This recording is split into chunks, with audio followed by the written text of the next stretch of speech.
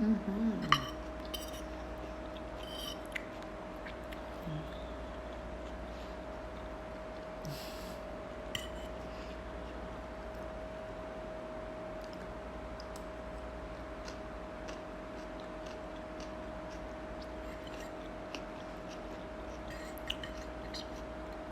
Marie Callender's ranch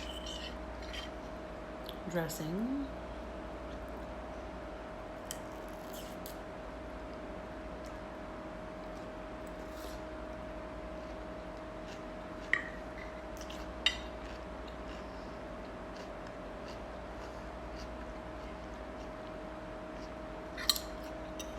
I hope you all are having a blessed evening.